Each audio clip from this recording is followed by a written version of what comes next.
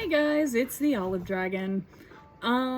Today we're gonna do something a little bit special. I'm in my storage unit turned studio. Sorry for the glasses glare. I have a light on right above my camera because it's real dark in here. I use battery operated lights for this place. I'll give you a tour in a minute.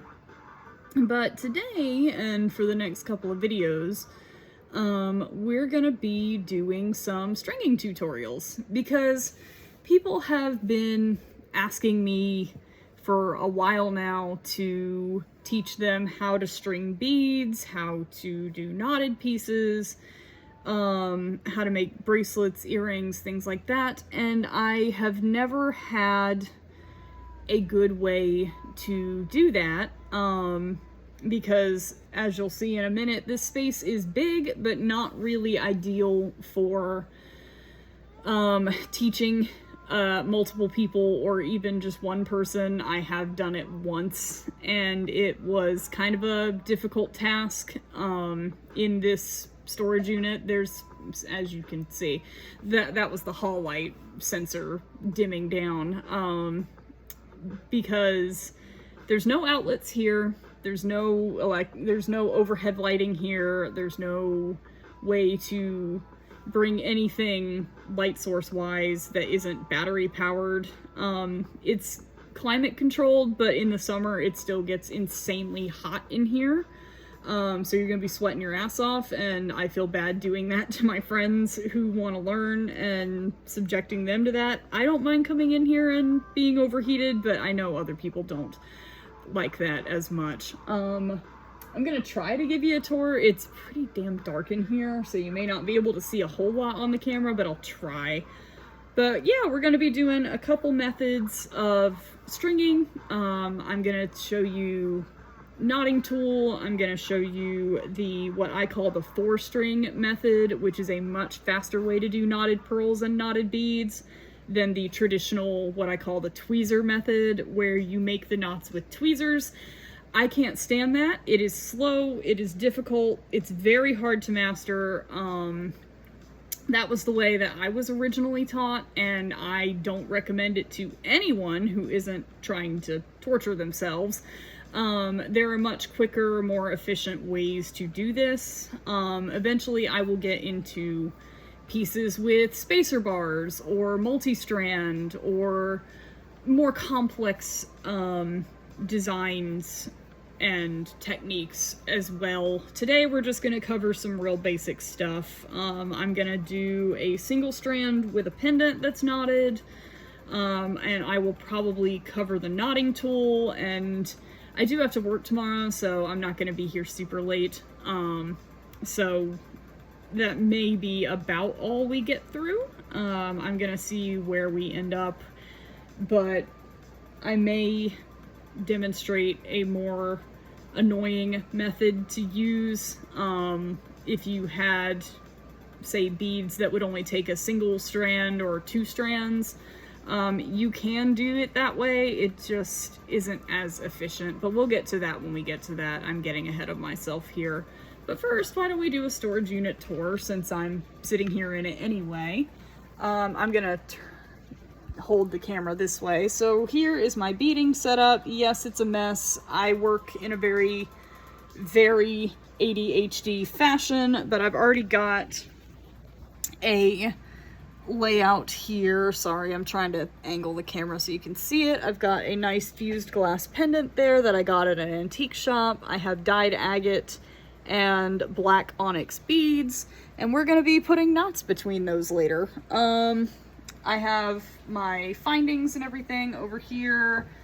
I do professional stringing for my job as well, so this table I'm desperately trying to keep it sort of clean. And then up here I have another table with a bunch of stuff on it, pendants, extra beads. I have so many beads, it's not even funny, you guys. I'm drowning. All of these drawers here all have beads in them, and like findings and junk like that. Got some stuff stored under there as well. Stuff for shows over here.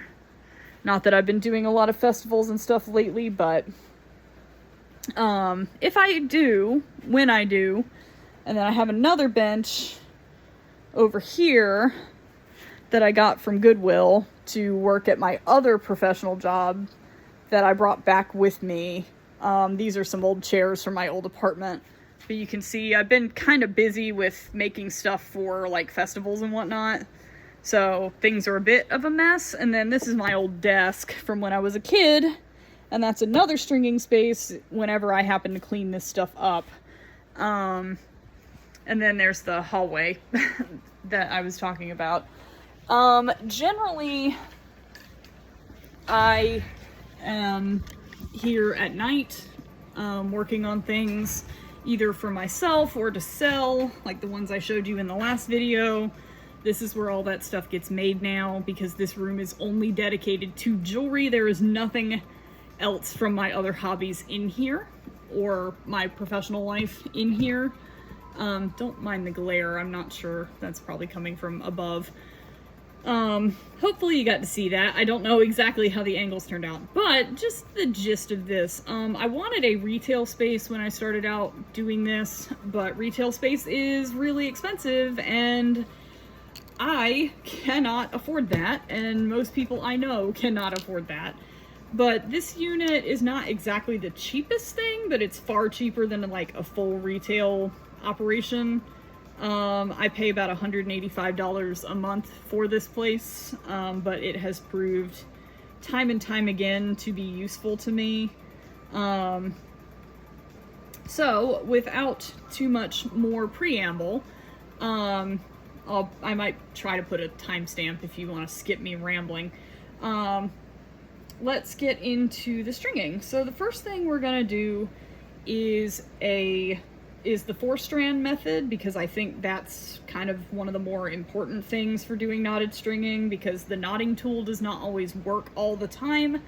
That really only works for thicker stuff, and I am using just your regular schmegular kind of inexpensive embroidery thread like you would use for like cross stitch or needlepoint for these.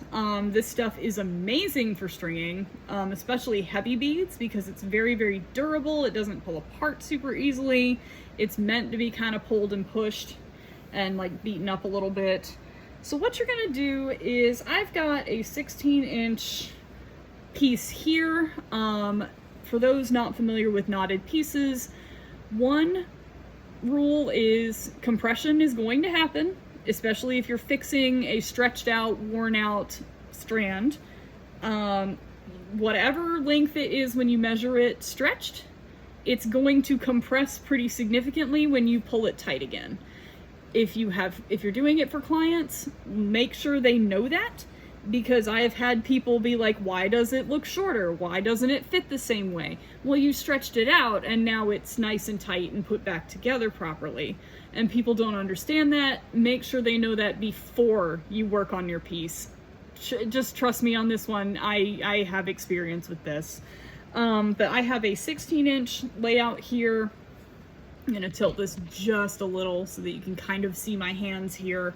I'm trying. I don't have an overhead camera. We're just gonna have to roll with what we have today, and probably for the foreseeable future, because I don't have the money for these things right now. You will also, rule number 2 is the piece will simultaneously extend with knots. So whatever length you have laid out in your board, you're gonna gain maybe 1 inch, 2 inches with knots, depending on how big your knots are. So you need to plan that in your length, so that you aren't putting too many beads in and overshooting what you have or what you want, especially if you're doing a multicolor pattern like this. If you're doing a single strand, it's not as difficult. You can measure along the way. But for something with a pendant in it that needs to be even, this is going to be a bigger pain in the butt and a little more serious if you're aiming for a specific length. Me, I'm not really worried about what the length turns out to be. We'll probably end up at 18. by the time this is done, because this thread is a little thicker. It's going to make bigger knots, especially with this method, because the knots will be larger with the 4-strand method than they would be with a 2-strand method, or a single strand if you're pushed into using the tweezer method. So that is just something to bear in mind before you even begin to like do any of the actual stringing.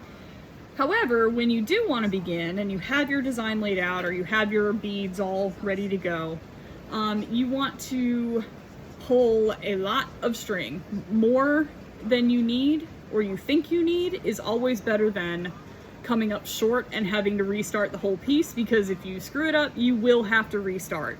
If you break a string, you do have to restart the whole piece. There is not always a way to finagle around that, especially not a broken string. You break a string, you're done. The game is over. But what you want to do is the length of the piece doubled, and then like maybe 6 inches extra at least, because you're going to want extra to work with to do the pulling and the knotting and make sure that you have it, because it reduces your length every time you do a knot, because you're tightening it as you go along.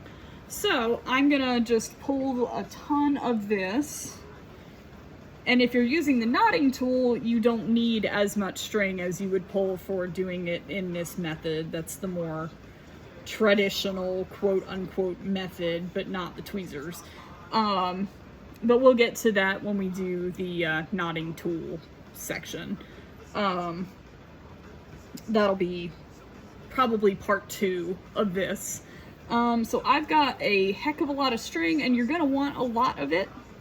Even if you don't end up using all of it, like I said, more is better than less, because you're gonna double it.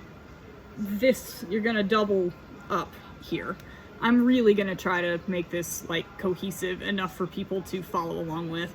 So you're gonna turn it, double it, you're gonna pull it end to end here, and you want to make sure you have more than enough compared to the length of the piece you want to produce, which it seems like I do here. So what I'm gonna do, these are thread snippers. Love these little guys. They are perfect for this. You absolutely have to have these, because these clippers are blunt and can't get down into the little space between the beads when we finish it, and they will leave a big long annoying fuzzy end sticking out of the end of your piece, and it just doesn't look very refined or pretty. So these are great for some things. Strings are not one of them. Get yourself some really good metal shears. Do not buy the plastic ones, they suck. Even if the blades are metal, they're just made really shittily. These actually came with some needles that I had ordered, and they have been indispensable. I have many pairs of these. They're fantastic. So the needles that I get, I use these fine beading needles. I get them off Amazon. They come in pretty large numbers, 25 pieces a bag, which is good because these needles do wear out the more you use them. So you will be replacing them over time. You don't want to use a needle too many times because they can break midway through your piece, and then that's super frustrating. I have had that happen before. So that is something you're going to be replacing pretty often. They're not the most expensive thing in the world. I usually just buy them in packs of like 3 at a time. I'm licking this to kind of get it through the needle. I've already got one pulled out. They're really fine. It's like working with spider webs.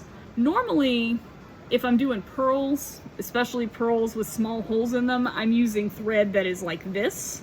This stuff is amazing. I buy spools of it on Amazon. I'll probably never run out. I have been using this for like 3 years now, and it still has a shit ton of string left on it. And I do a lot of stringing, you guys. Like, that's bare. It looks like I haven't even touched it, but I promise you I have. But in this case, we're using just regular embroidery floss because the holes in my beads are a little bit bigger. So I need a thicker knot to hold these in place. You can see hole's pretty big, but it'll take 4 strings pretty easily. Not really an issue. So let's get into it, shall we? So I'm going to take my string and thread my needle on it. Sorry if it's loud in here.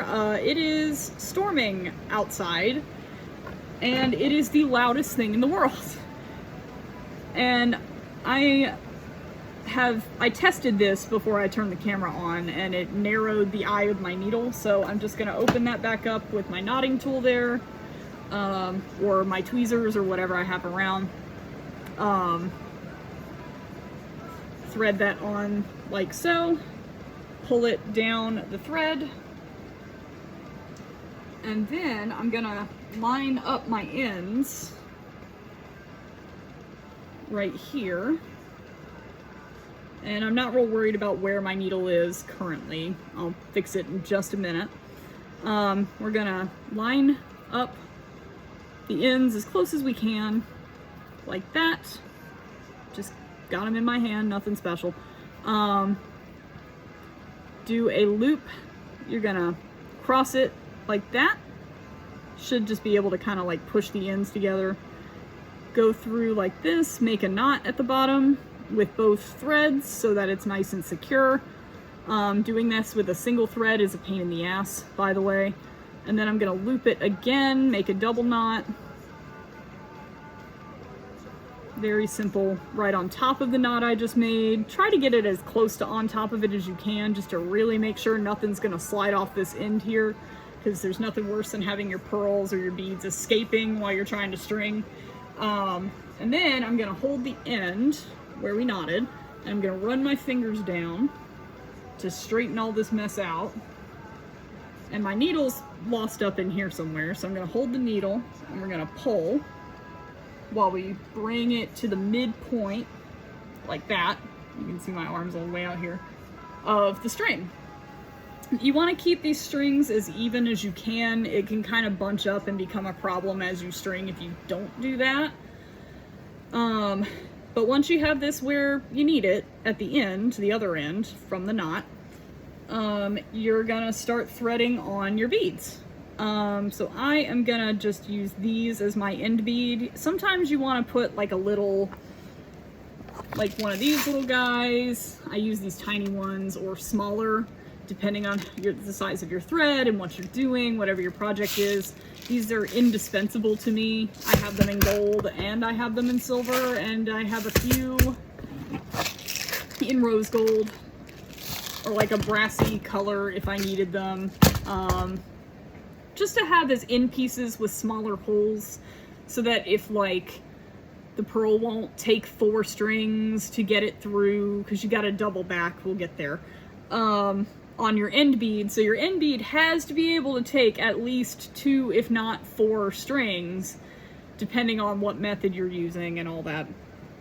So if you need to put an end piece on there, generally, like, that's not unusual.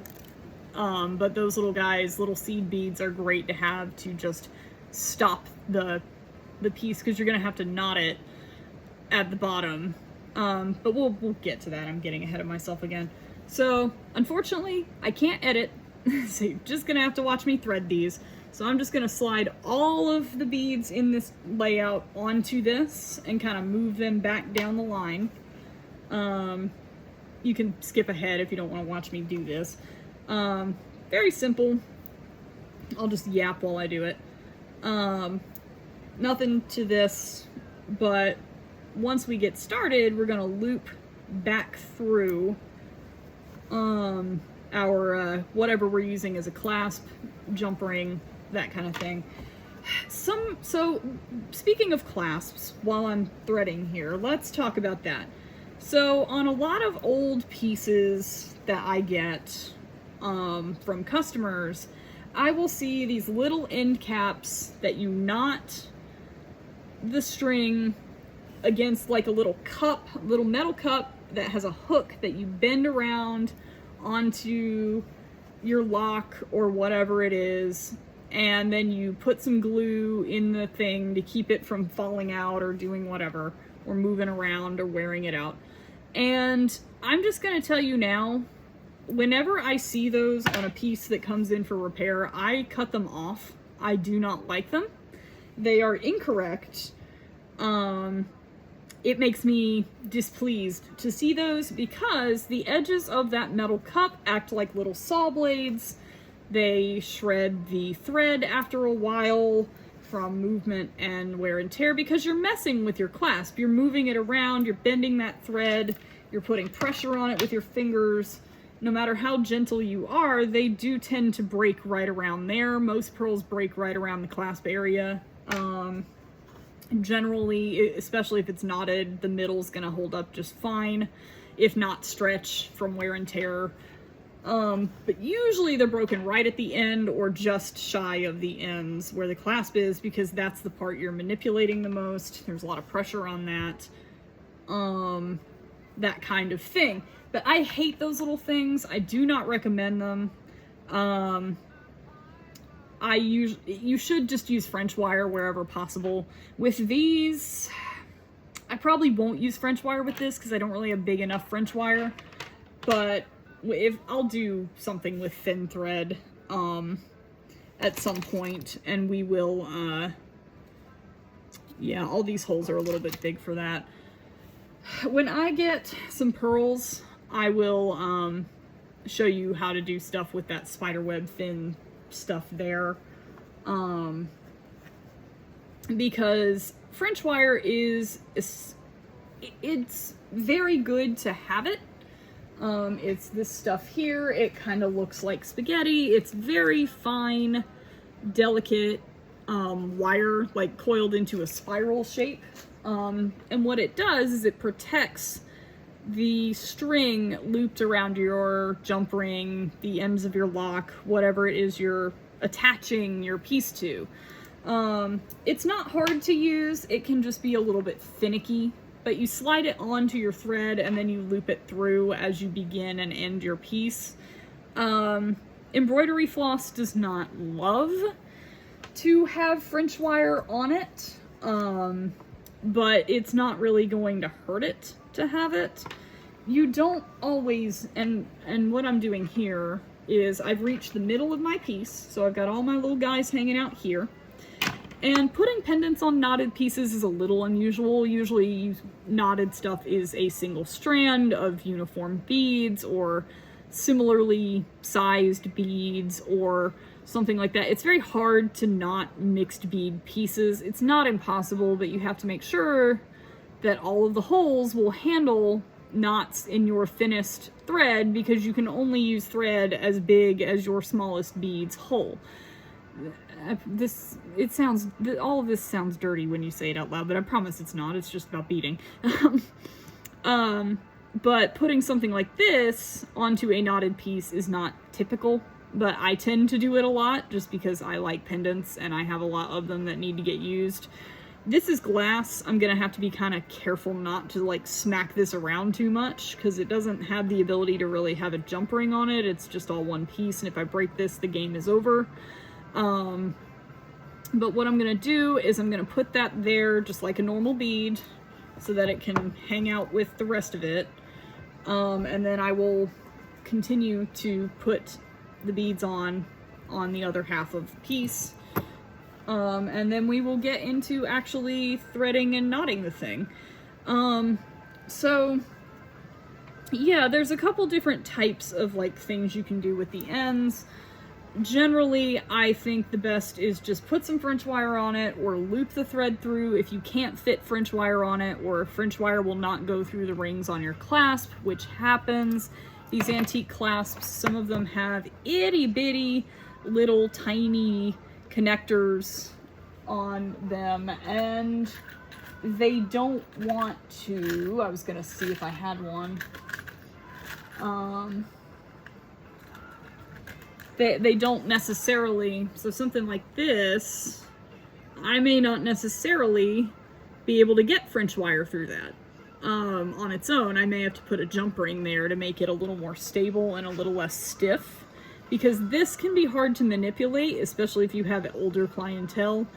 If you don't have something to kind of like move it away from the beads, it's hard to grab it and like slide it and press it, because this is a slide clasp. So if I press on this, this little bit comes out, the little tongue here.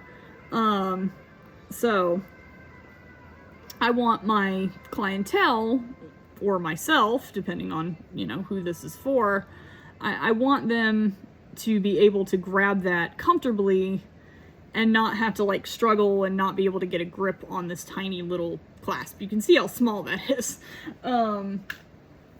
So when in doubt, add a jump ring, even if it's a tiny one, just enough to get a French wire through it and to be able to take some pressure off that clasp. Because the last thing you want on any piece, whether it's on wire or what have you, is pressure, because pressure is what destroys a piece and pulls things apart. Whether that's quickly or slowly, it's anybody's guess. But no, I hate those little cup things. They piss me off real bad when I am trying to repair things. So I usually don't keep them. People have never once complained about me removing those because most people don't really remember how their stuff is structured anyway. And also they don't care. Usually it's these are my great grandma's or my grandma's or my mother's or whoever the fuck owned them before, because I live in the South and pearls are a really big deal in the South and you inherit your pearls more often than not. So these are great-great-grandmas, and I just want to be able to wear them again. No one really pays attention to those clasps. Usually they're worn out by the time you get a hold of them because the piece is ancient anyway. They're just not reliable at that point, regardless. So if you can make them more stable with jump rings and French wire, I recommend that 100,000%. And if people want to fight me about that, that's fine, but I've never received complaints, and I don't have my stuff come back. I have been doing this for 5 years, almost, and like I've been making jewelry since I was super young, but in a professional manner I've been doing this for 10 years, and stringing for 5, so I feel like I have some credibility here, being in the industry and all of that. And that's just what I've found from real world experience with customers, you know, making things for people custom, making things for people in terms of restoring old pearls, that kind of thing. Okay, I'm almost at my end now, and I am going to put literally every single bead on here, without doing anything fancy yet. So we've got all of our beads nice and laid out here on the string. Here it is. We're gonna bring these down together to the knot that we made at the bottom of the threads. And you want to make sure you get all your beads down together. You want to leave about a foot of string, or 6 inches at least, depending on how long your piece is, at the end of your string for these to have some space to kind of like move around. Because if it gets too tight at the bottom, you're going to run out of thread. So what I've done is, here's my beads. Here's my 16 inches of bead and pendant. And then here's my tail right here. So that's about a foot. You just want to make sure you have enough at the other end to cover the length of your beads, like this, and then extra. You want to always have extra on your needle end of your piece, because otherwise you will run out. So when you thread it, that gets pretty important pretty fast. And actually, just for a little bit of security, I'm gonna nudge these down just a little further, because like I don't need it to be a massive end, I just need it to be enough to move these around, because we're going to be pushing these upward anyway, so we will be lengthening the back end of this slowly but surely as we move the beads into place for the piece. But now that I've got that where I want it, yeah, I'm probably not going to put French wire on this. I don't think I've got big enough French wire for this. we're doing this live, so bear with me. Well, maybe I do. So French wire comes in different diameters. So like this is a thicker piece here. I know it doesn't look it, but this is thicker than some of my other pieces that are living in my box. So I'm gonna use this thicker stuff and see if I can make that work, just so I can kind of demonstrate what I'm talking about with this. Normally on embroidery thread pieces, I wouldn't probably use French wire just because it's not really necessary. This stuff is strong as hell. So, but what I'm gonna do, you don't want a ton of this stuff. You get a feel for it as you use it. You don't want a ton because then it's gonna set your bead way away from your clasp and that won't look right and it'll be kind of awkward. But like just a little teensy bit at the end, just enough to go over your jump ring in a U shape and sit nicely end to end with your bead is what you want. So I'm gonna probably not use a huge jump ring. So I'm gonna say maybe there. I'm gonna try that. Because I don't know exactly yet. But I use pretty thick jump rings. Not, you know, these are just bog standard. I get them at like Michael's or off AliExpress or whatever. And I'm just gonna use, oh, those are my big ones. I'm just gonna use regular old lobster claw, nothing fancy. These are costume metal, plated, you know, that kind of thing. I don't use super crazy material. I'm actually gonna use a shinier one because the jump rings are shiny. If I have one. Sorry guys, I didn't pick this before. Aha, there we go. Got a shiny one now to match my polished jump rings. So what I'm gonna do first is put the jump ring on my clasp so that we can pull and push on that and it won't be such a big deal. And so I have a whole setup here. If you're doing this on your own and you don't have like the setup I'm gonna show you on my wall, you can really just attach a hook, a couple of nails, a couple of hooks. I recommend a few going up different heights, and you'll see why when we get into this. What did I do with that French wire? Okay, there it is. To do this, because the longer your piece gets, the further back you're gonna have to go to keep tension on your strings, and you'll see what I mean in a little bit here. Now this isn't the longest thing. I've done some that went up the wall and back down the wall. But you want a few different hooks at a few different heights if you can make that happen to keep the tension on your strings as you're doing this method. Again, this will make sense in about 2 minutes.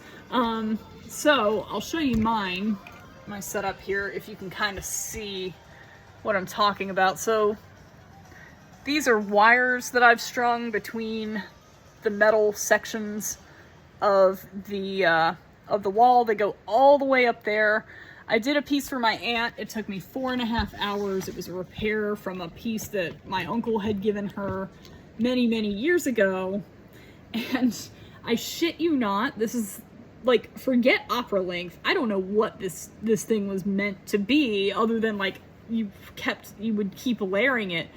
It was taller than me. I am 5'6", and it went up the wall and all knotted. I knotted the whole thing.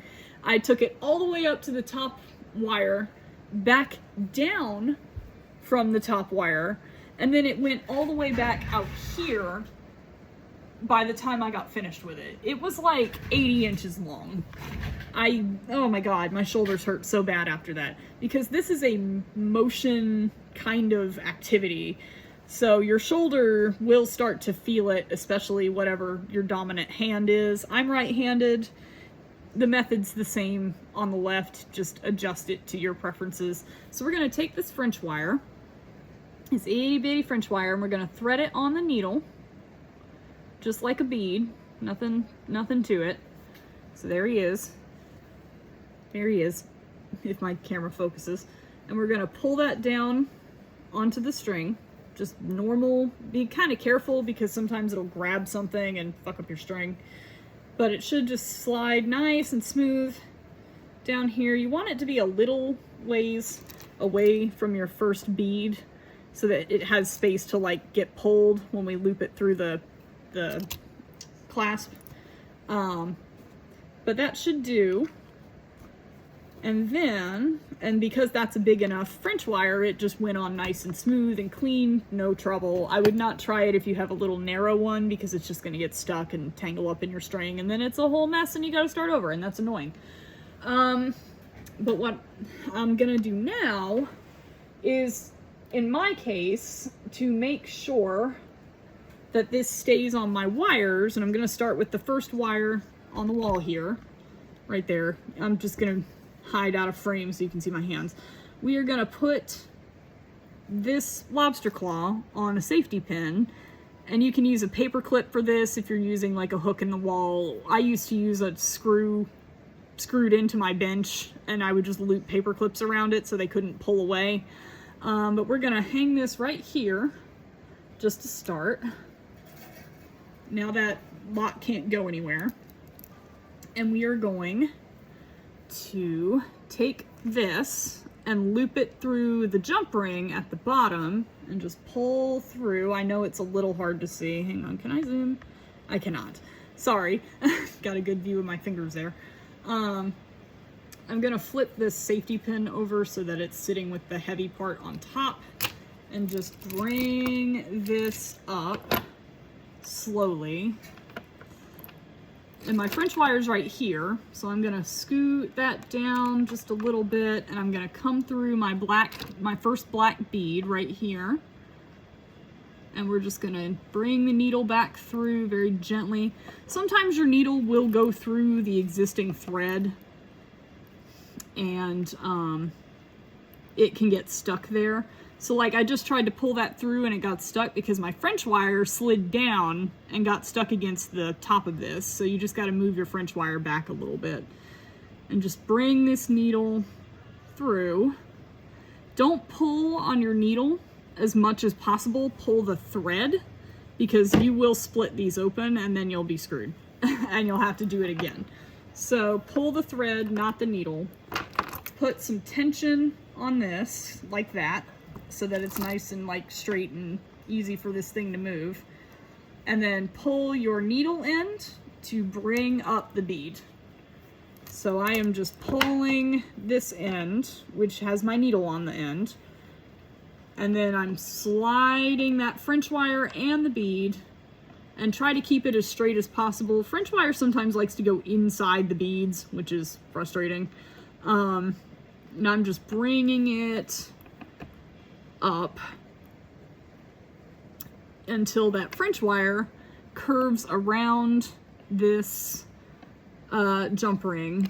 And I may have gotten it too short, to be quite frank. Like I said, we are doing this live, but that's so if I make a mistake, I can tell you about it and you can learn as well. Because it does happen. Like I said, French wire is very difficult to deal with sometimes.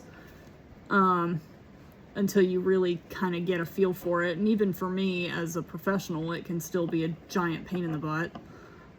You want it to be a nice, pretty loop generally, but I've gotten my piece too short, but since this is just an example, I'm not really going to worry too much over it. But you can kind of pull and push a bit to try and get it to like curve the way you want it to, because this is our first bead, so it doesn't really matter. We're just trying to get it in position so that the other beads follow suit the right way. So I'm just kind of moving this and adjusting this until it does what I need it to do, or at least gets close. Sometimes you can kind of pull it if it bunches up, which mine has done. To get it to like sit the right way. And then you're gonna pull both sides, you're going to move these back a little bit onto that tail that we made.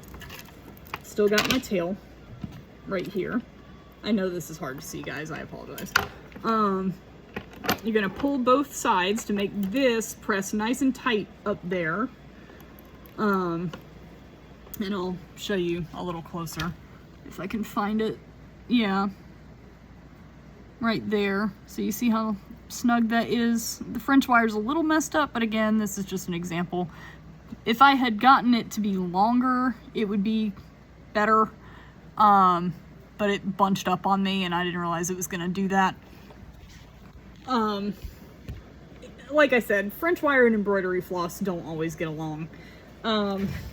But for example's sake, we're gonna do that just to show you. So anyway, we're gonna ignore that and I'll deal with it post. We're gonna take both ends. This is your working end with the needle on it. This is your beaded end. And you're just gonna make a very basic knot. You're gonna do a D shape here. You're gonna go underneath and do a D shape. I'm right-handed, so the D shape is in my right hand. You're going to pull your needle end up here. I wish I could get a closer shot of this. Hang on, there we go. Hold on. Yeah, okay. So, let me start over. So now, you have this here, both your ends, and you're ready to go. This is gonna be quick and easy from here until we get to the end, which is like one of the most critical parts. You're gonna bring your working end, which is in my right hand, across the back. You're gonna grab it like this and pull it through that D. And now you have a little loop here, like so. And then you're gonna take your ends and you're gonna make a nice firm, not too tight. You don't wanna pull pearls too tight, ever. It's not about roughness, it's just about a quick pull and some finesse to get that knot right snug up against your bead. And now that is in position and it's nice and tight. So now what we're gonna do is we're gonna do that until we get to the last two beads. Don't knot these, we're gonna come back to that, in our train, so to speak. So now I'm gonna take my next bead and do the same thing. We're just gonna pull that on through, nice and smooth, keep that tension. So having this hang up like this, instead of like trying to do it on the table with tweezers and like push the knot and do all this crazy mess that the traditional method likes. I'm sorry, I really don't like that method now that I know how to do this. We are gonna, it keeps the lines nice and tense, so it's really hard to screw up your knots. And you're just gonna pull it up to that knot and give it a firm pull there just to make sure it gets in nice and snug into place. You're gonna make your D again across the back of the thread. I've got my beads in this hand. This does take some getting used to motion wise. I've got my thumb curled around this to keep the tension on this line. This is pretty important. You need to keep this as tense as you can without like breaking it. Don't pull on it super hard. Just hold it and keep it firm. Then you're gonna pull with your middle finger, pull around the front through the loop, bring your whole needle end through, and then you're gonna grab this and you're gonna pull up, and it's gonna make another nice tight knot right there. And we're gonna do that until we get to the last two beads in our piece, and I will let you watch as I do that, and I'll just run my mouth some more. But this is very, very quick. It is very efficient. Sometimes you want to push your bead manually up the strings if your string is thin, like that super thin thread that I showed you, or your beads have kind of tight openings and they're trying to like really hold on to the thread as you try to move them. I've had that happen before. I've had pearls with uneven drilling. Those are a nightmare to deal with because they're not the same sized hole. Some of them have rough spots on the inside. Some of them just, you can't get multiple strings through them and you have to kind of fight with them and you're afraid your string's gonna break. It's a whole thing with unevenly drilled pearls. Sometimes the knot is too small, even though it fits all the other ones, and you'll get two beads that sit against each other because the hole just kind of goes over the bead. That can happen. Sometimes you can't avoid it. You just kind of have to be like, hey, these are not drilled evenly. I did the best I could with what I had. You know, sometimes customers just kind of have to understand that, and I'll let you get this angle instead of sitting there with this thing in front of my face because my camera hates it. But that way you can kind of watch what I'm doing. And I'll try to move slow, so I'm just pulling the bead up, grab here, D-knot here. These are called D-knots, by the way. It's a sailing knot. And you're gonna pull through and then right up against the bead. But sometimes you get that and you just kind of have to, like, every case is different. Every piece is an individual. I have had pearls that were the bane of my existence.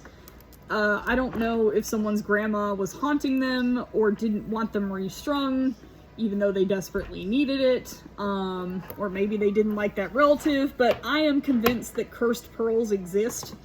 I have had pieces I've had to start over 3 times, 4 times in a row because the strings would just break every time I tried to go to do them, or things would not, you know, line up properly, or, you know, things like that. And sometimes that happens and you just have to learn to kind of roll with those punches and work around them.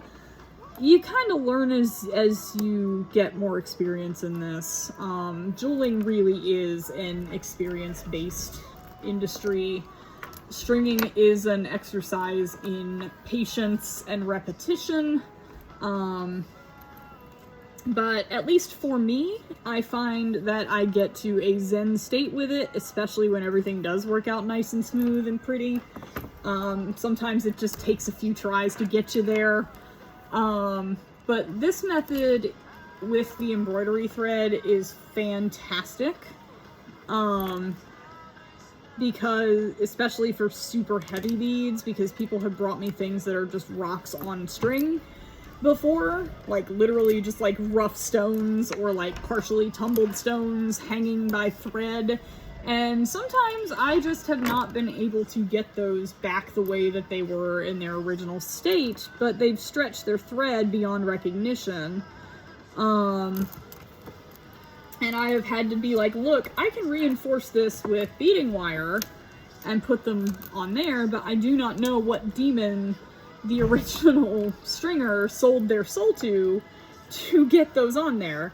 Because I had a lady, I had onyx, she had these giant, and I do mean like this big around onyx rocks on string, and she insisted that they were originally knotted, and they were, but I don't know how, because every time I would string them on the heaviest thread that I could get, they would simply stretch it after a day. Like I would set them up hanging up as if they were hanging in a closet or on somebody's neck, and the thread would just stretch in like a day, 2 days after just being hung up, not even like in motion or manipulated by hands. Okay, so I've got a tangle here. So we're gonna pull this back. So sometimes this happens, it'll find a way to grab itself, but with embroidery floss, it's usually not too bad to get it to come loose. Just don't pull harder. That's the rule. Do not pull harder, or it may not turn loose. But generally, it'll undo itself with a little manipulation. You just gotta kind of watch it and make sure it doesn't bunch up as you're pulling through or anything like that. Also, if you cut apart a strand and it has little fuzzies on it, make sure you sweep those fuzzies away as much as possible, because they will grab onto your thread, and they will get into your beads sometimes and cause problems. So always make sure of that. Also, if you're stringing, prepare to do a lot of hand washing. I can't obviously really do that in here, but my hands are clean from earlier. I washed them before I came over here specifically so I could string, because any oils from your skin, if you're sweating on your hands, if you've got polishing rouge on your hands, anything at all, it will stain the thread and you will see it in your knots. It will turn them like gray or black. And then you have to start over because you can't clean that out. Especially if you're using white thread, it becomes very, very obvious. If you have colors or like black thread, not as much, but most pearls are on like white or off-white or like goldish thread. So they tend to have the unfortunate tendency to absorb things on your hands. So make sure you're washing your hands if they feel oily or sweaty or anything like that while you're using thread, especially anything pale, because it will show up in your knots and it looks really weird. So now, because I've gotten kind of far down on this, I'm going to move this up one wire so that I keep all the nice tension that hanging brings with this. So I'm going to free my safety pin and we're just going to scooch him up to level 2. And now it pulls the rest of my piece up with it.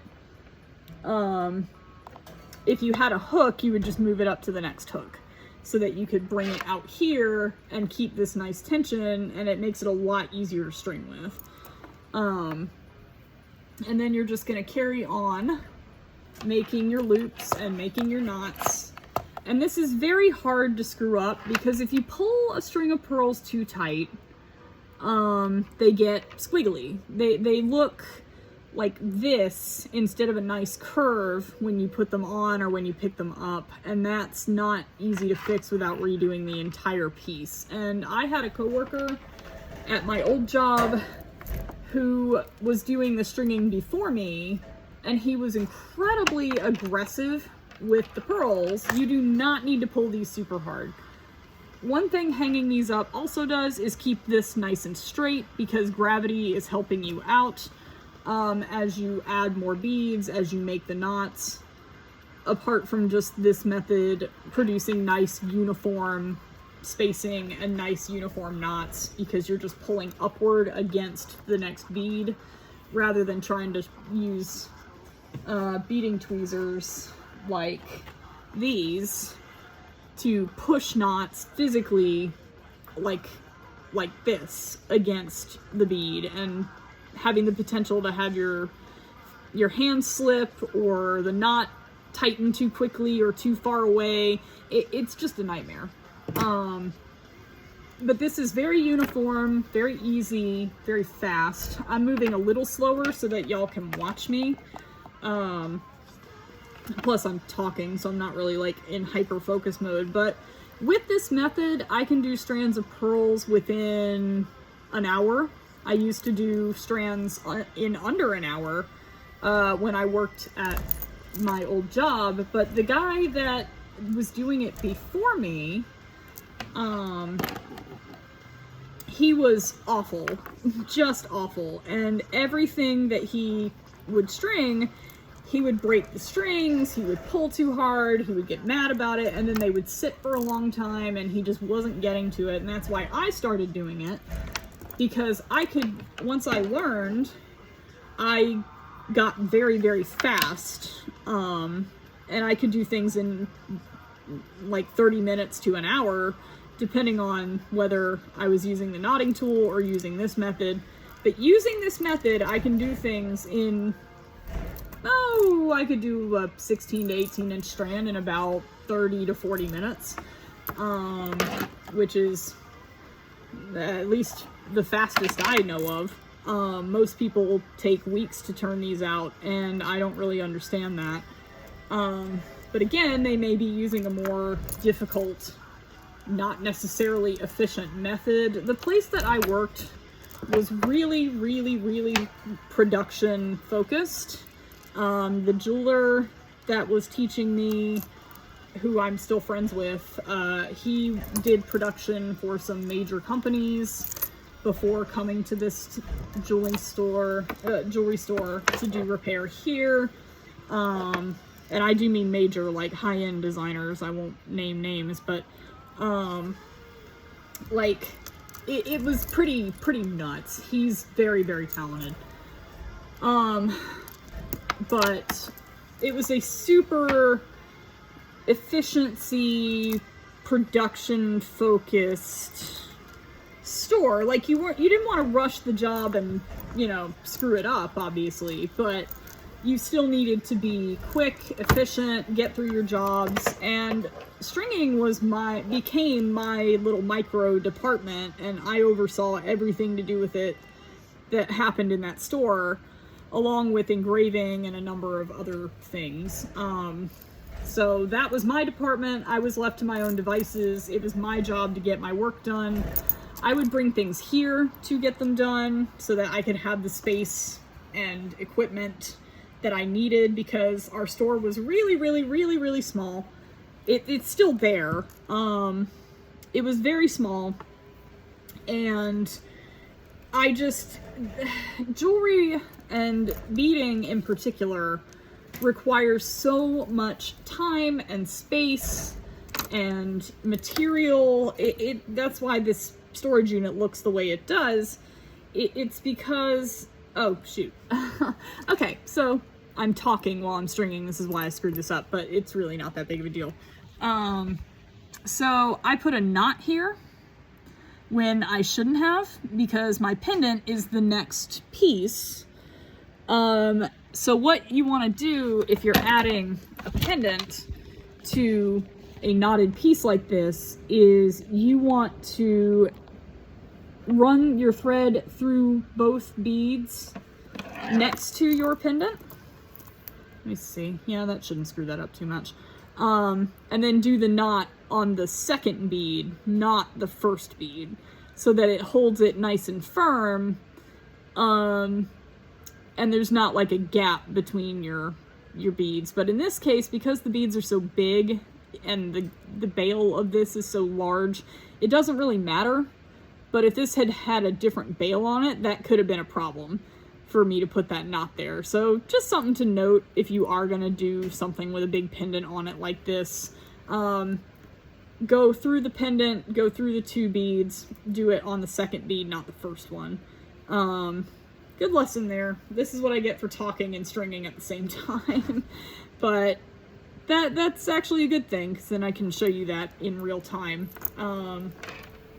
I realize this is going to be a bit of a long tutorial, but if you're wanting to learn, then I assume that's why you're watching a long tutorial. So now, my pendant is firmly held in place. This is not going anywhere. Just be careful not to like shake it around if it's fragile like this, because you might damage it. But because this thing's so high up, it's not really gonna hit much. It might hit the wall, so I do need to be kind of careful about that, but the wire here is gonna keep that from swinging too far, I hope.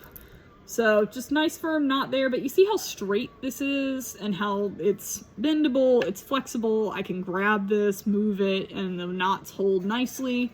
All the beads are nice and even. You might get a little curve in there, but once you take it down and you kind of flex it around a little bit, it should be fine. Just don't like pull on it like you're the Hulk, essentially. There's no need for that kind of aggression with your pearls or your beads. So then I'm just going to continue down the line, still making my knots the same way, no changes. It's not fancy. It's very efficient. But yeah, so production's kind of like geared into my brain now. I am very fast at producing my pieces.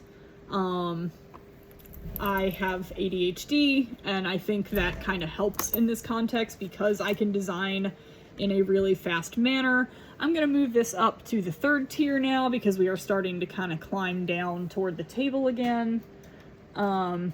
Occasionally I have had to stand up and string because of how long a piece is. Once you get into like bigger and bigger pieces, it can get kind of crazy. But usually you're going to be stringing between 16 and 20 inches of pearl. But with jewelry, like, if you're doing stuff for customers, you really never know what's going to be coming through the door. I'm starting to lose my angle here. Here, I'm going to tilt that here so you can watch my hands still. Because if you're anything like me, you're visual. So, yeah. Jewelry is a bit of a wild ride. And like I said, I've been doing this for 11 years now, 10 years. It'll be 10 years next year, in 2027, because I started jewelry at Pandora in 2016. I was 26 years old, and I went to jeweling school and learned the fundamentals of general repair, soldering, stone setting, hand engraving, which I miss very, very much. I would like to get back into hand engraving real bad. But I have not gotten the opportunity to do that, and the tools for that are kind of expensive. And I don't really have like a good setup for that, because that requires a little bit more than just what I've got here. So maybe one day I will get back into that. But right now I've got 2 jobs. I'm working 6 days a week. I'm about to be full-time at my jewelry job, and that's really about all I can handle between that and working at Chico's. So, I think that's enough for now. And I do stringing outside on my time, but I get paid for it by my jewelry store that I work at. And that's great, you know? I'm really enthused to get back into this professionally, other than just for my own work. I have a vendor event coming up.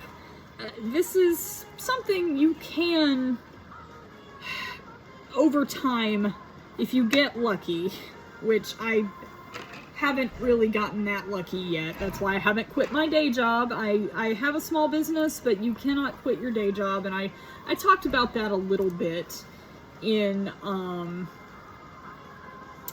my previous video that ran a little bit long too. These videos are just going to get longer and longer, you guys. I do apologize. You can skip ahead if you don't want to watch me do every single one of these. If anyone knows some good editing software that isn't like an arm and a leg and not full of AI, please let me know. Because I'd really like to be able to edit things down or like speed them up so that you don't have to watch me do all of this, even though I guess it is kind of beneficial because of the thing with the pendant. But I don't know how patient any of y'all are, or if you're following it, or like whatever, but I don't want to like bore you to tears just from me running my mouth. So yeah. If you do know of any like super not terribly expensive editing software, that'd be great. I really would do live streams, but I don't have any internet in here. I'm off the grid in here. Kind of literally. Like when I come in here, I don't have internet signal. I don't have, I can't make calls very efficiently. Like I am gone from the system, until I leave the building, because it's just steel and metal and concrete in here and not anything else. And some people, I'm sure, are gonna go, well, isn't that dangerous for you to be in, like, a storage place by yourself, you know? And I get this a lot from my family, and, like, my friends don't really worry as much, but my family does. And, like, is this the safest thing? Maybe not. But I rarely see other people here, because most people are not, like, hanging out at the storage unit. You know, like, why would you? Most people are putting things in their storage unit and leaving, or they are taking things out of their storage unit and leaving. So like, why on earth would you be here, you know? So you can see we're getting towards the table again. There's a little bit of a curve here, but I think that's mostly because this pendant is hanging like that. You see it straighten out when I move it. So yeah, just bear that in mind. You will get a little bit of a curve, but as you get longer, you want to make sure your tension on your bead end, this end here, is really strong. Don't like yank it, but you want to keep this nice and straight, because otherwise your knots will start to get a little bit wibbly wobbly towards the bottom, and you don't want that. So you really want to keep your thumb kind of held against this as you make your knots, or move it up to a higher level. I have 10 wires all the way up, for when I have like crazy long pieces, just to make sure that I keep that nice gravitational assistance going on. So yeah, you want to pull it back. I'm gonna move this here. So now that I've got this kind of long, we are definitely gonna hit 18, if not 19 inches on this with the knots. You can see it getting longer because there's spacing between it, and this stuff makes pretty big knots, so you're gonna have a good, you know, good little space between all of these. You can see this thread. Sometimes you do a strand of pearls, you can't see the thread. So it's like, yes, I promise this is knotted. The knots are just microscopic. So you're not gonna necessarily see them. But in this case, I'm using the pretty colored thread. I want the knots to be seen. It just depends on your piece and what you are trying to do with it. But that's, again, individuals vary. So what I'm gonna do is kind of bring this way, and that wire is tight, so it's not gonna go anywhere, but I'm still not pulling super hard. I don't want to yank on it. Hold this, bring this back and up a little bit, kind of towards me while I make my knot. Keep that there. You can kind of see my thumb is still wrapped around there, and you're just gonna keep doing the same motion, but you want to bring it up to keep this nice and straight. Straight as an arrow is what you want. So you just gotta hold tension, and as you get toward the end, it does get a little more difficult to do that. I might move this up one more wire. In fact, I think I am gonna do that just to be certain that I'm not losing any of that nice tight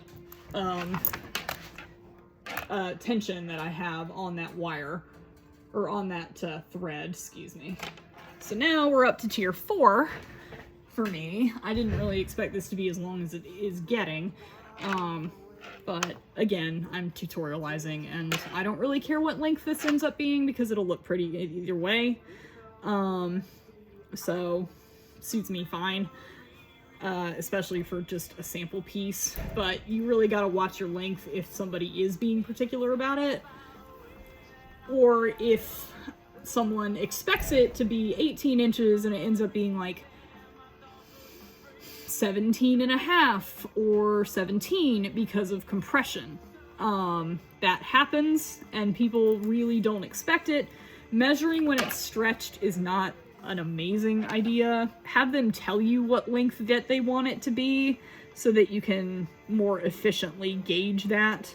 Usually what I'll do before I even cut a knotted necklace apart, even if it's stretched, is I will measure how many beads or how many pearls does it take to get 1 inch with the knots between them, as closely as I can physically get. For most standard sized pearls that are not like crazy huge, it's about 3 to 4, I've noticed, make an inch, and that gives you a better idea of like, how many do I need, how many do I need to remove, that kind of thing. Lay it on a bead board, put a measuring tape next to it, something, but measure with the knots in it before you cut it apart and have to try and guesstimate how big your knots are gonna be. I have had trouble with this on a number of occasions, and it was such a headache because I cut it before I thought about it. And I was like, shit, why did I get into this before I measured that to figure out where my inches are? Just an experience tip from the Olive Dragon here. It is a giant pain in the butt, especially with layered pieces. Oh my god. Layers, we'll get to layers. Layered pieces, even when they're not knotted, for me, are a pain in the butt. I don't adore doing multi-layer pieces, because they can really go south very quickly if you are not being crazy precise about it. And even when you are crazy precise about it, sometimes they still don't line up the right way, and you have to go back and manipulate them, or take stuff out and restring the whole fucking thing. Like, God, don't get me started on layers. And this is coming from someone who has done really huge 5-6 layer pieces with wire wrapped stones, and, you know, done like fancy collar necklaces that look like webs, and done like bead weaving. Like, I've done these things. I do them when I get a wild hair up my ass and decide I want to do something real intense, which I haven't done lately. But I tell a lie. I've done a few of them for the last show that I had, and I've still got those, and they'll probably go to the vendor event that I'm having in October with to try and sell them. But like, I have one that's like 5 layers, and it's got big crystals going down the front. I'll have to show you guys that one. I'm very proud of it. It's really pretty. And it's like faux amber and these nice blue vintage plastic beads, and like, it's just really cool. I'm very fond of it, and I kind of don't want to sell it. But if somebody wanted it, I would sell it, but so far I haven't really had many takers on it.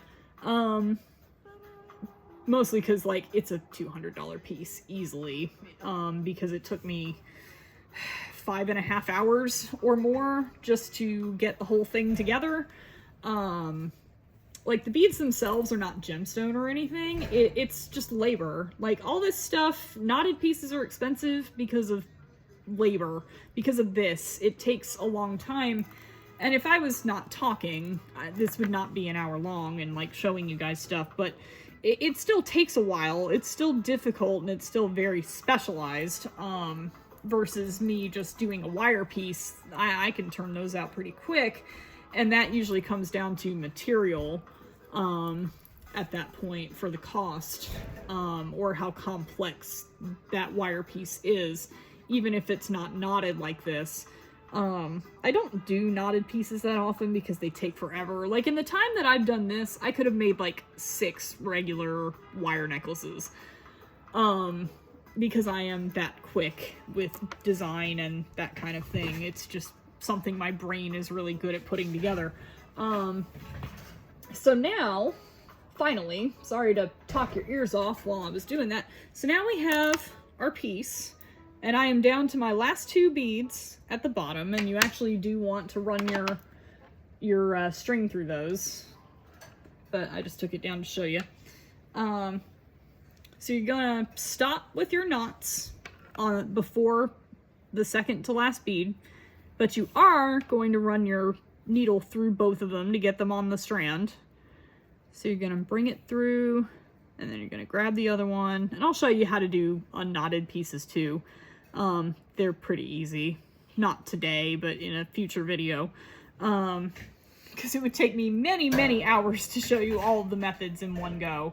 And I don't think anybody wants to watch that, and my voice is already tired. So what you're gonna do, you're gonna slide them up. These are my last 2 beads. You're gonna slide them up to the final knot in your piece. Just like that. Make sure they're pretty firm. I'm pushing pretty firmly here to make sure that this one is right up against that. You want it as tight as you can get it, because you're gonna need it in a minute. And then you're gonna take down your piece. So we've got it. It's all nice and pretty. It's even. It's nice and firm. That's not going anywhere. You're gonna lay it down here. And I'm going to try to get a good shot of this. I don't really know how I'm going to show you this efficiently. But we are gonna take a piece of French wire again. I'm gonna even these, I'm gonna lay these out and pull my bead side, this is the one with the knot, and my needle side, stretch them out like that. They're up against this. I wonder if I can get this to lean. No, not really. Okay. I'm just gonna try to back that up. Yeah, there we go. Okay. So we're gonna take another piece of French wire as soon as I figure out where I put my box of French wire. What did I do with it? Live, everybody. Here it is. I hid it from myself. I was like, I just had it. Same large sized French wire. And we're gonna cut another little piece, enough. I'm gonna try to get it a little longer this time so it curves the right way. Because apparently this likes to compress more than I thought it did. And sometimes your French wire will want to slide down into your bead, and that's a whole to-do. So you just gotta pay attention to how big the hole in your bead is and how big your French wire is. Because if it goes into your bead, sometimes it's a pain in the ass to try and pull it back out of your bead. And it can jack up your stuff while you're doing that. And then you have to like try to carefully release it from your thread. But you're just gonna thread that French wire, same as the beginning. Not doing anything different, just right onto your thread, just like a bead. Like nothing crazy, and slide it down. And again, you want to stop a little ahead of your bead so that you have some room to kind of like mess with this. And we're gonna bring this black bead. This is not a very efficient angle. We're gonna bring the black bead up just a little bit. And we're gonna cut our knotted end. Don't cut your needle end. I've done that by accident before when I got distracted at the shop. That's why I usually like to bring stuff here, because it's dead silent. I could hear a mouse fart from the other side of the room. Cut your knotted end, but leave space. You want to leave like an inch or two so that you can grab here so that your second bead does not slide off the end, or your black bead does not slide off the end. You don't want them to go anywhere. So we're going to take that, we're going to cut that. I usually leave about that much because you're going to need to pull it. On an unknotted piece, you would not cut that, because then your stuff will slide off the end and it won't hold together properly. It's just a different scenario with the way that the physics work. So now we have that.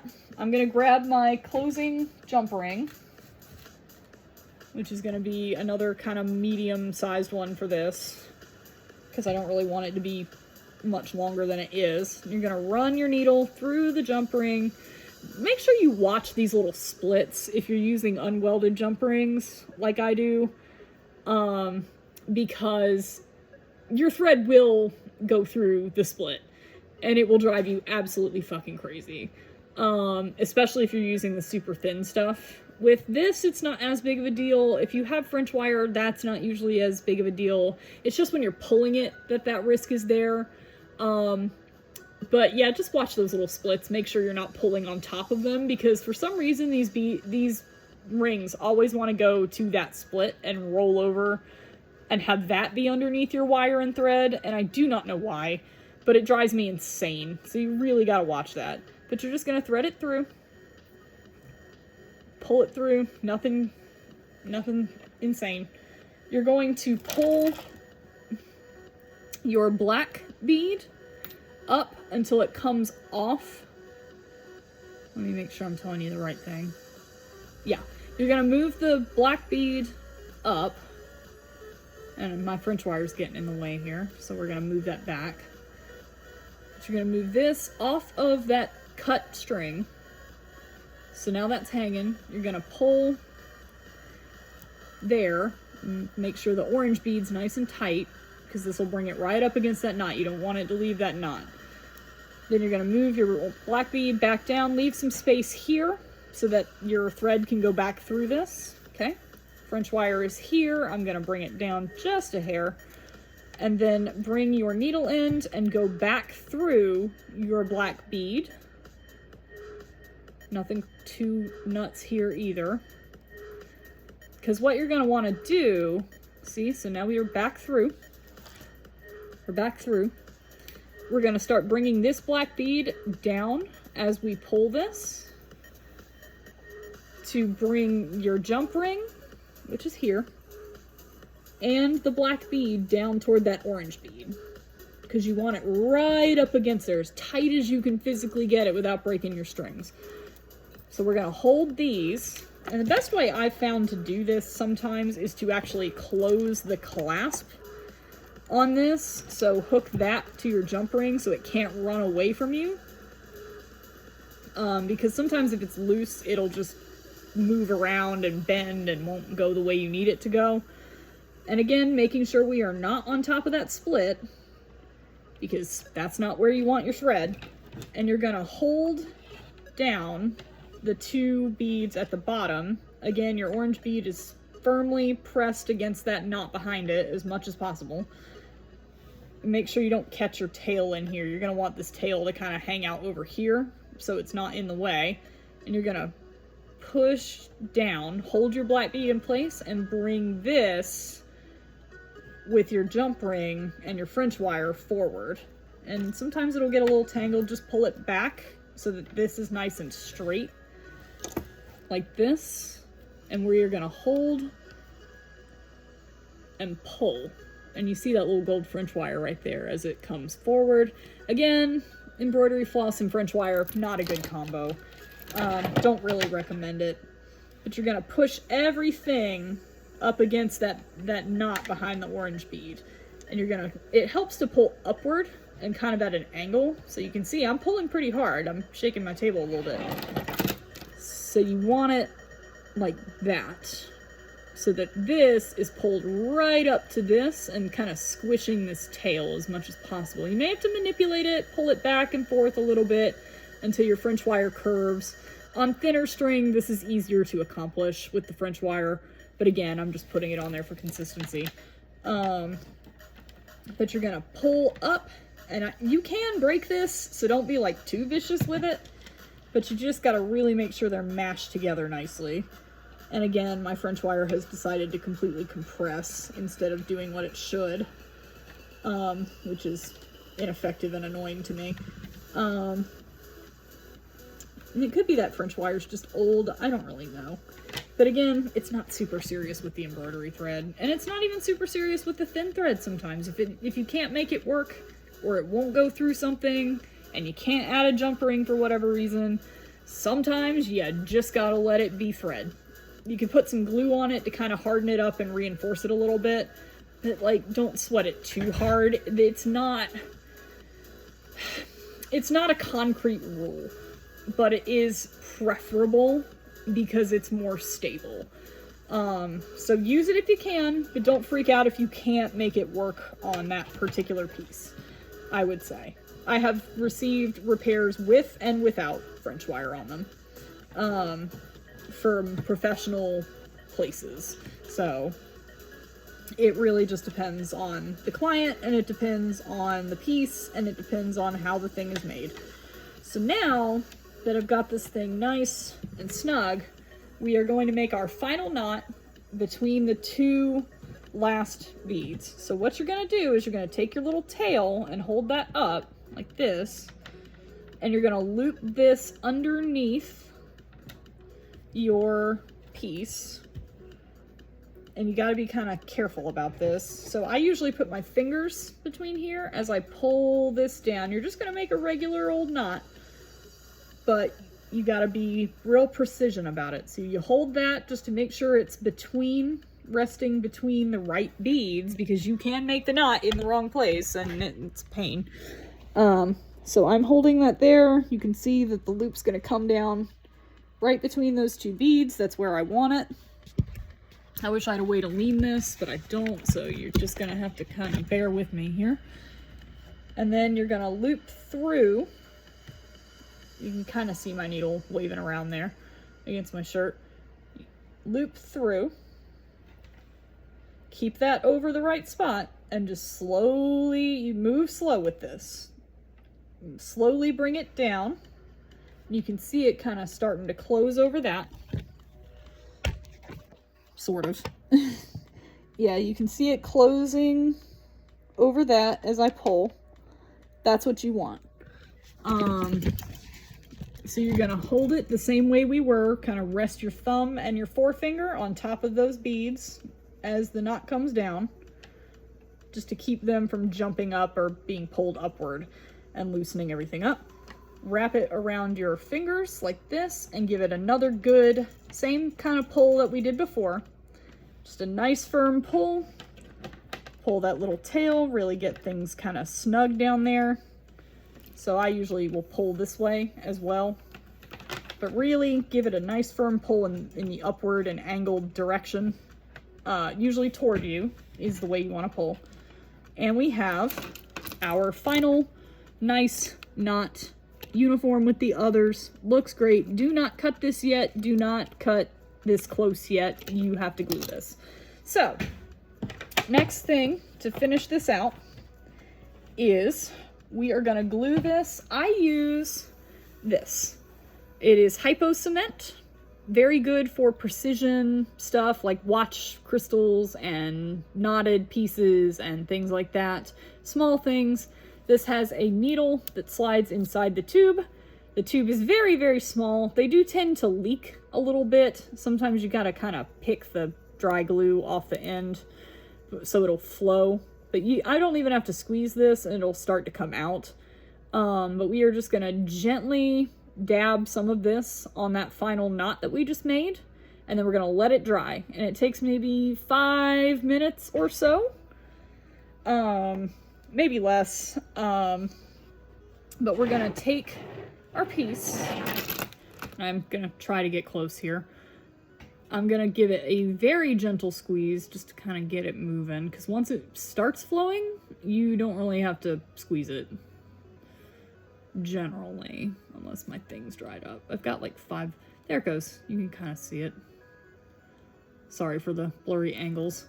And then you're just gonna lightly touch this to your knot, which I'm gonna do on the table because I need it to be efficient.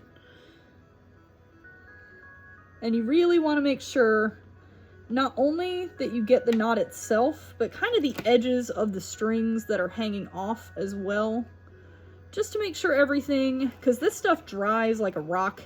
You might have to wipe away a little bit of excess. You don't want like a ton of it, especially not like on your pearls or on your beads. And sometimes it can get going kind of fast. Usually I'll just wipe it on like a paper towel or the bead board if it gets to be like too much at once. Also, make sure you close this stuff. It stinks to high heaven. Don't breathe the fumes on this. It's awful. Try to keep it mostly away from your face. It does stink. But once it dries, it doesn't have any smell. So now I'm gonna let that sit and just hang out. And I'm gonna cut the end with my needle, like maybe there, just so there's enough length that I can grab it if needed. And I got a little bit on my bead, so I'm gonna use my fingernail and just scrape that nice and gently. And then we're gonna let it sit. And once it's dry, we're gonna take our thread snips here. These guys are great. They're really, really fine. And we're gonna get as close to that bead as physically possible and cut the excess, and then we'll be done. And that will be the full, again, I don't really know if there's a proper name for this method. I call it that's the full 4-string method for pearl and bead stringing. And you get a nice, pretty piece out of it. It's not a huge headache most of the time. Again, individual beads vary. You want things that are as close to evenly drilled, standardized as possible when doing knotted pieces, because it makes life so smooth and so easy, and it's not a big deal. You don't want things with super enormous holes in them, because usually your knots are not going to stay next to the bead. They're going to go in it, or you have to up the thickness of your thread pretty significantly. Again, it varies. Just depends on what you're trying to do and what you're trying to put knots into. And in that scenario, in the real world application of this, you're gonna get headaches sometimes. That's just kind of the way repair is. You never know what you're gonna get. But if you're working with your own stuff, you can kind of like verify, you know, like, or if you're buying scrap like this, like these I could not. They have pretty small holes in them. I could probably use my thin stuff for this if I wanted to. I have some red small thread like this. I could probably do this and make like a Christmas necklace out of it. This is some $2 stuff I got at the thrift store. But things like these crystals, while I'm waiting for this to dry, I'm just gonna show you a few things. Things like these crystals tend to have really big holes in them. If it'll focus. They have bigger holes generally. So these would be a little bit more of a pain in the ass to knot if you weren't using something like embroidery floss and doing this 4-string method. If you tried to use the knotting tool on this, they'd probably just eat your knots because the knots would not be big enough because they don't have enough strings making them up. So that is something to bear in mind. These crystals also would probably not be effective for that. I had intended to show you 2 methods today, but this is an 1 hour and 30-minute tutorial, so I don't think we're gonna drag this out too much longer. I'm just gonna cut these threads in a minute so that you have the full process, and then let you go for now, and we'll do the 2-string or the knotting tool method in another video. It's also getting a little bit late for me. I've got to work at 8:30 in the morning, and I really should not be here. This took longer than I was expecting. I've never done like a tutorial like this before, so let me know what you guys think. I'm sorry a lot of it is just me running my mouth. I can't edit, like I said, but I feel like this has been pretty efficient. It's informative. I don't see a lot of people talking about this method for some reason. I'm not sure if it's not commonly used or people just don't really know about it or like what the deal is, but like I've told people how I do this and they're like, what are you talking about? That's not how you string at all. Or that's not how I know how to do it. I have friends who are older than me who are like, I've never heard of doing it that way before. So I thought I would record this so that other people can learn about it because it is really just life-changing when you're trying to do this kind of thing. Let me see. Are you dry enough yet?